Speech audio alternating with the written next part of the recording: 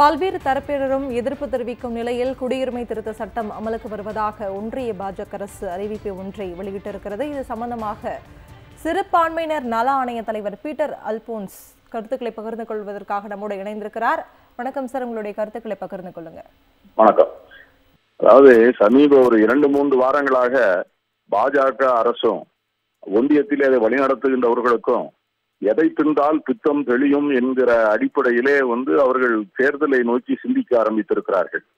தேர்தல் வெற்றி என்பது அவர்களுக்கு எட்டாக்கணி ஆகிவிட்டது என்ற உணர்வு வந்த உடனே எதையாவது செய்து அந்த தேர்தலினுடைய போக்கை மாற்றி மீண்டும் ஒரு முறை ஒரு மதத்தின் அடிப்படையிலே மக்களை அணிதிரட்டி அதன் மூலமாக வாக்குகளை பெற்று வென்றுவிடலாம் என்று அவர்கள் கருதி கொண்டுதான் இவ்வளவு அவசரமாக இந்த சட்டத்தை தேர்தல் நெருங்கி இருக்கின்ற வேளையிலே இந்த 3-4 நாட்களே இருக்கின்ற போது தேர்தல் அறிவிப்பினை வெளியிடுவதற்காக சூழ்நிலையை அறிவிக்கிறார்கள்.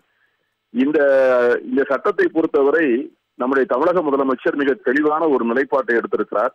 இந்த சட்டத்தை நாங்கள் தமிழ்நாட்டில் அமுல்படுத்த மாட்டோம் என்று எடுத்திருக்கிறார்.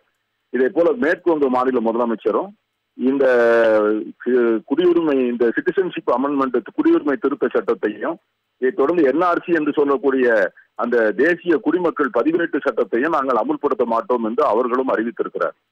நம்மை பொறுத்தவரை வெளிநாடுகளில் மத ரீதியாக துன்புறுத்தப்படுகின்றவர்கள், மனித உரிமைகளை இழந்து பலவிதமான கொடுமைகளுக்கு உட்படுகிறவர்களுக்கு இந்தியா தாய்நாடாக இருந்து உரிமைகளை வழங்குவதிலே நமக்கு ஆட்சேபனை இல்லை. ஆனால் அப்படிப்பட்ட உரிமைகளை ஒரு மதத்தின் அடிப்படையிலே வழங்குவதைத்தான் நாம் எதிர்க்கிறோம். ஒரே உரிமை வெளிநாடுகளிலே மதத்தின் அடிப்படையிலே கொடுமைப்படுத்தப்படுகின்றவர்கள் ஒரு இந்துவாக இருந்தால், ஒரு கிறிஸ்தவராக இருந்தால், ஒரு பார்சியாக இருந்தால், ஒரு பௌத்தராக இருந்தால் அதை நாங்கள் அவர்களுக்கு குடியுரிமை கொடுப்போம். ஆனால் அவர்கள் இஸ்லாமியர்களாக இருந்தால் நாங்கள் குடியுரிமை கொடுக்க மாட்டோம் என்று சொல்வது ஏற்புடையதாக இல்லை. ஏன்னா இன்னைக்கு பாகிஸ்தான்லையும் சரி, பங்களாதேஷ்லையும் சரி, அங்கேயும் இஸ்லாமியர்களிலேயே சிறுபான்மையாக இருக்கக்கூடிய ஷியா போன்றவர்கள் மிகவும் பயங்கரமாக கொடுமைப்படுத்தப்படுகின்ற தகவல்கள் எல்லாம் வருகின்றன. தமிழ்நாட்டை பொறுத்தவரை நாம் என்ன கேட்கிறோம் என்று சொன்னால், பாகிஸ்தானுக்கும் பங்களாதேஷுக்கும் பொருந்துகிற விதி ஏன் இலங்கையிலிருந்து இங்கே பௌத்த பேரினவாதத்தின் காரணமாக குடிபெயர்ந்து இங்கே வருகிற தமிழர்களுக்கு ஏன் அது தரக்கூடாது?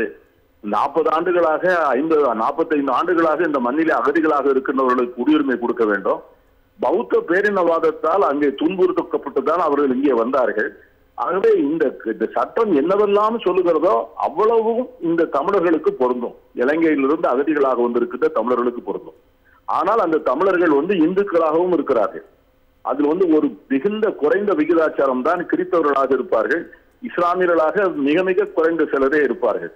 அப்படிப்பட்ட சூழ்நிலையிலே தமிழனாக இருக்கின்ற ஒரே காரணத்திற்காக இந்த சட்டத்தை அவர்களுக்கு நீங்கள் தர மறுக்கிறீர்கள் பயனை. ஆனால் இஸ்லாமியர்களை மத ரீதியாக அந்நியப்படுத்துகிறீர்கள்.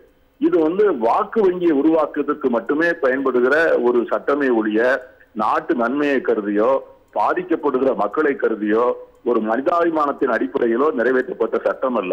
குறிப்பாக அசாமிலும் மேற்கு வங்க மாநிலத்திலும் தேர்தல் ஆதாயம் தேடுவதற்காக நீங்கள் கொண்டு வரப்படுகின்ற சட்டம் தானே ஒழிய நாட்டின் நலனுக்காக உண்டாக்கப்படுகிற சட்டம் அல்ல என்பதை எதிர்க்கிறோம்.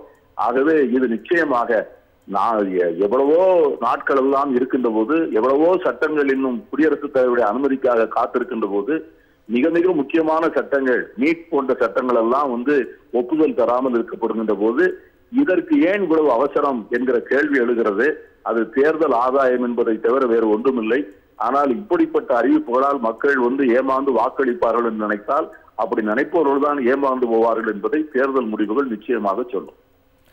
இணைப்பில் உங்களுடைய கருத்துக்களை பகிர்ந்தமைக்கு மிக நன்றி சார்.